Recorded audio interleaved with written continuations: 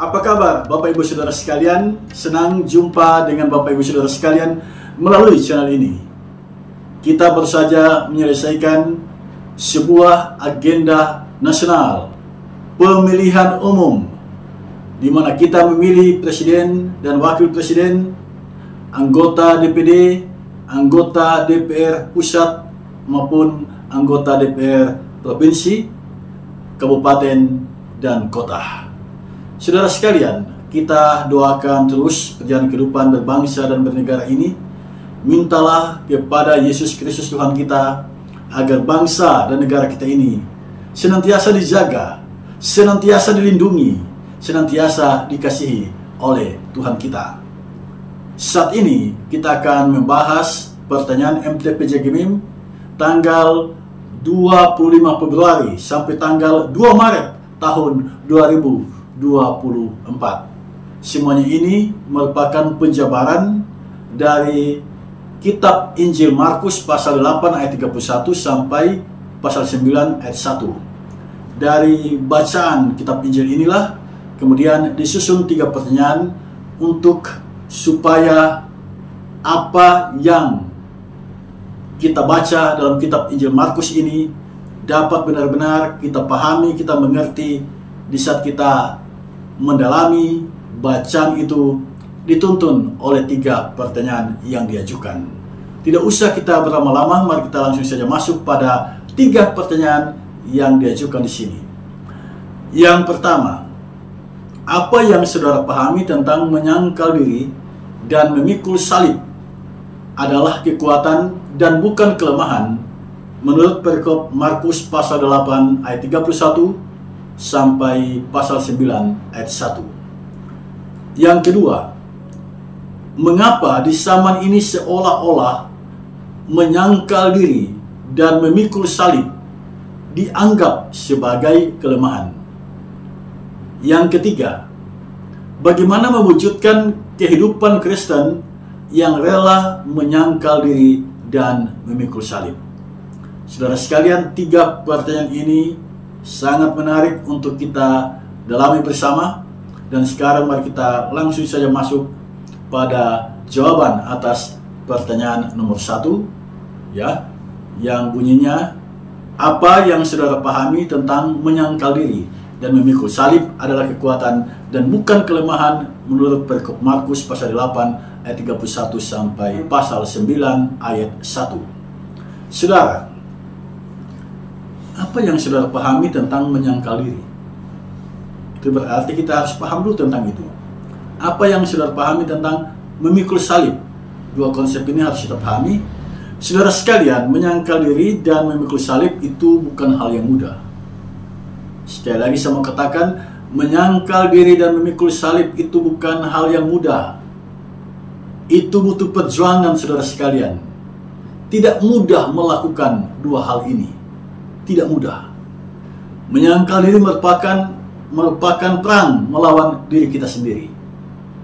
Menyangkal diri itu tindakan memerangi keinginan daging atau memerangi hasrat berbuat dosa dalam diri kita. Jadi setiap manusia ada hasrat untuk berbuat dosa, ada godaan dari dalam dirinya untuk berbuat dosa. Nah, kalau kita menyangkal diri itu berarti kita mau memerangi hasrat itu, kita mau memerangi tindakan, memerangi keinginan daging. Menyangkal diri terkait dengan pengendalian diri, ya. Bicara menyangkal diri itu bicara pengendalian diri. Menjaga dan mengendalikan diri agar kita tidak terseret arus dosa. Nah, memikul salib juga tidak kalah sulitnya. Memikul salib berarti bersedia menderita demi Kristus dan Injilnya. Kita tahu bersama Injil adalah kabar baik. Kabar baik tentang siapa? Kabar baik tentang Kristus. Apa kabar baiknya? Kita yang berdosa ini ditebus oleh Yesus dengan darahnya. Artinya Yesus datang ke dunia menjadi korban penebus dosa. Kita yang seharusnya mati karena dosa-dosa kita, itu semua diambil alih oleh Yesus. Dia korbankan dirinya sebagai korban penebus dosa. Nah, memikul salib itu berarti bersedia menderita demi Kristus dan Injilnya. Mengikut Yesus ada saja tantangannya, ya. Saya pikir Bapak Ibu Saudara sekalian lebih paham tentang hal ini.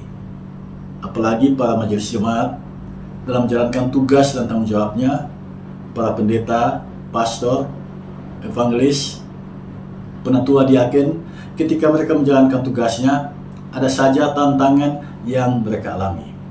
Tantangan itu bisa berasal dari dalam diri kita sendiri, bisa berasal dari keluarga kita sendiri, bisa juga berasal dari teman-teman kita yang dekat dengan kita, ataupun yang sekantor dengan kita. Nah, mengikut Yesus itu ada tantangannya. Jemaat di kota Roma yang menjadi alamat kitab Markus berjuang mempertahankan iman mereka dari tekanan pemerintah yang pada zaman itu dipimpin oleh kaisar yang kejam yang bernama Kaisar Nero. Jemaat tetap bertahan dalam imannya. Jemaat tidak tergoda untuk murtad. Jemaat tidak tergoda untuk meninggalkan imannya dan menyembah kaisar. Jadi pada zaman itu ada sebuah tekanan yang luar biasa bagi orang Kristen agar menanggalkan imannya dan menyembah kaisar. Kaisar itu bukan Tuhan, kaisar itu manusia. Karena itu orang Kristen di zaman itu tidak mau menyembah kaisar. Tantangan yang dihadapi oleh mereka, tekanan yang begitu kuat dari pemerintah oleh orang Kristen dihadapi. Mereka tetap berpegang pada iman mereka. Mereka tidak mau murtad, tidak mau melepaskan keyakinan bahwa Yesus itu adalah Tuhan dan Juru Selamat. Sekalipun tekanan itu begitu kuat, orang Kristen di zaman itu, ya, tidak melepaskan keyakinan iman mereka. Ketika Markus menulis kitab Injilnya pada tahun 55 sampai tahun 65 Masehi, yang berkuasa pada waktu itu adalah Kaisar Nero. Kaisar yang sangat kejam, yang tega membunuh ibunya dan juga menganiaya orang Kristen. Dan jemaat tetap bertahan dalam imannya.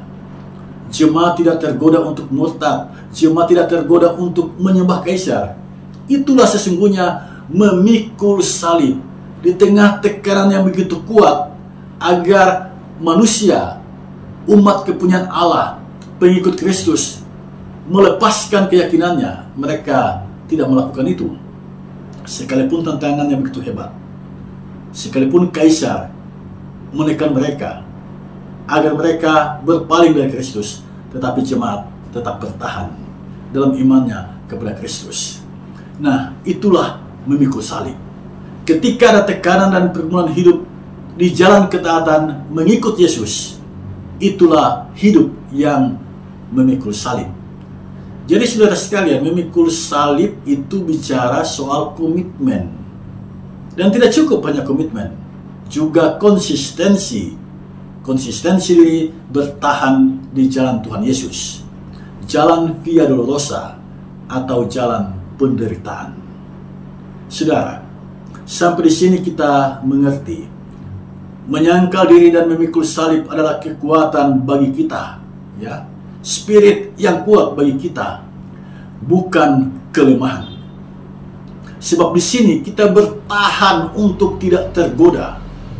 Orang yang bisa bertahan terhadap godaan itu orang yang kuat dengan tawaran-tawaran yang ada di sekitarnya. Jadi saudara sekalian, menyangkal diri dan memikul salib adalah kekuatan bagi kita, bukan kelemahan. Sebab di sini kita bertahan untuk tidak tergoda berbuat dosa dan bertahan untuk tetap ikut Yesus, sekalipun untuk itu kita menderita. Nah, dari perikop Markus pasal 8 ayat 31 sampai Markus pasal 9 ayat 1, kita melihat kekuatan itu ada pada ajaran Yesus yang disebut di dalam ayat yang ke-31. Yesus menanggung banyak penderitaan. Yesus ditolak oleh pemimpin rakyat dan umat serta kalangan cendekiawan, tua-tua, imam-imam kepala, dan ahli-ahli Taurat. Ini bukan orang sembarangan saudara sekalian. Ini para pemimpin, pemimpin rakyat, pemimpin umat, pemimpin dalam hal membimbing umat memahami isi kitab suci. Itulah ahli-ahli Taurat. Nah, Yesus ditolak oleh mereka, bahkan dibunuh oleh mereka. Ya, dibunuh oleh mereka.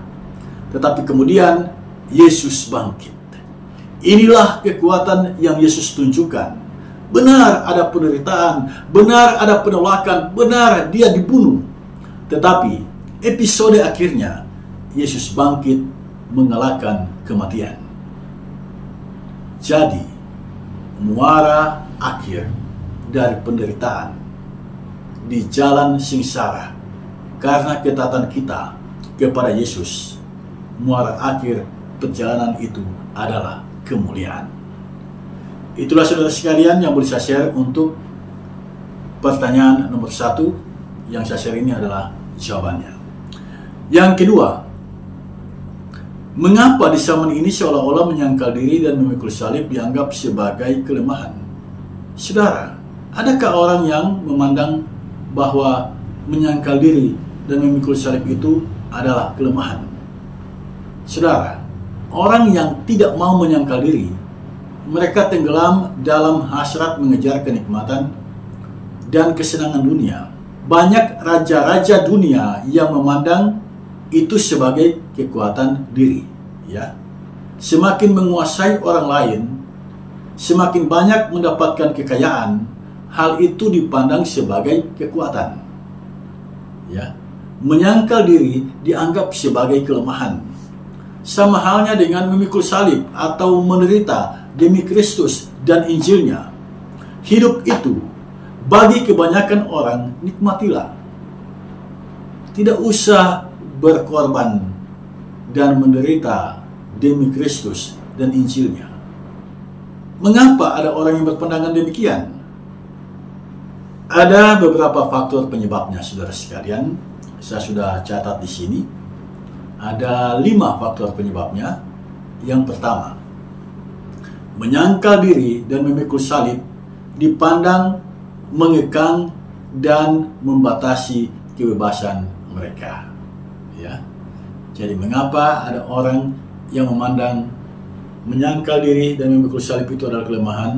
Karena mereka tidak mau dikekang dan dibatasi kebebasan mereka. Yang kedua, menyangkal diri dan memikul salib adalah kerugian, karena orang harus berkorban waktu dan tenaga atasnya. Yang ketiga, menyangkal diri dan memikul salib dipandang sebagai gaya hidup konservatif, tidak cocok dengan kehidupan di dunia modern yang serba bebas. Yang keempat, menyangkal diri dan memikul salib dipandang sebagai hal rohani yang tidak sejalan dengan dunia sekuler. Yang kelima, menyangkal diri dan memikul salib adalah ajaran Kristus yang dipandang tidak logis dan tidak relevan. Ya. Di tengah dunia yang menawarkan kenikmatan, di tengah dunia yang menawarkan kesenangan, di tengah dunia yang menawarkan serba instan, menyangkal diri dan memikul salib dipandang sebagai ajaran yang tidak relevan lagi. Itulah saudara sekalian jawaban saya untuk pertanyaan nomor 2. Dan sekarang mari kita masuk pada pertanyaan nomor 3, pertanyaan yang terakhir. Saya harap kita memperhatikan ini dengan baik, sebab ini adalah pertanyaan yang bagi saya sangat relevan bagi kita yang hidup di zaman ini di tahun 2024. Pertanyaan nomor 3 begini. Bagaimana mewujudkan kehidupan Kristen yang rela menyangkal diri dan memikul salib? Ya. Bagaimana mewujudkan kehidupan yang menyangkal diri dan memikul salib? Saudara, pertanyaan nomor 3 ini merupakan pertanyaan yang menantang kita untuk memikirkan bagaimana mewujudkan kehidupan yang sesuai dengan ajaran Kristus, yaitu menyangkal diri dan memikul salib. Saya masih ingat perkataan Yesus dalam Yohanes pasal 15 ayat 5, "Di luar aku kamu tidak dapat berbuat apa-apa." Jadi untuk mewujudkan ajaran Kristus, kita tidak dapat mengandalkan kekuatan diri kita sendiri. Kita dapat melaksanakan atau menerapkan ajaran Kristus, menyangkal diri, dan memikul salib jika kita meminta pertolongan Roh Kudus untuk mewujudkannya. Ini sangat penting menjadi kesadaran kita sehingga kita terhindar dari kesombongan rohani. Nah, berpijak dari pemahaman ini, apa yang dapat kita lakukan? Saya mencatat 3 hal penting. Yang pertama, membangun komunikasi dan hubungan yang benar di dalam Tuhan. Itu yang pertama, berkomunikasilah. Sering-seringlah berkomunikasi dengan Tuhan. Doa adalah komunikasi dengan Tuhan. Yang kedua, berjuang sekuat tenaga menerapkan ajaran Kristus ini di dalam kehidupan sambil terus memohon penyertaannya. Ya. Jadi yang kedua ini adalah tindakan, mau melaksanakan itu, ajaran Kristus ini, sambil terus memohon pertolongannya. Yang ketiga, memberitakan ajaran ini agar kita dapat mengingat terus dan menjadi saksi bagi banyak orang. Jadi kalau ajaran selalu diberitakan, itu akan menjadi ingatan kita. Dan orang yang mendengar apa yang kita katakan, itu adalah orang yang telah mendapat kasih karunia Tuhan, dan kita sendiri telah menjadi saksi bagi orang lain. Nah, saudara sekalian, demikian jawaban yang boleh saya share melalui kesempatan ini. Jika Anda merasa diberkati oleh channel ini, dukunglah channel ini dengan menekan tombol subscribe, lonceng notifikasi, like, dan berikanlah komentar yang konstruktif agar menjadi berkat bagi banyak orang. Tuhan Yesus memberkati kita semua. Amin.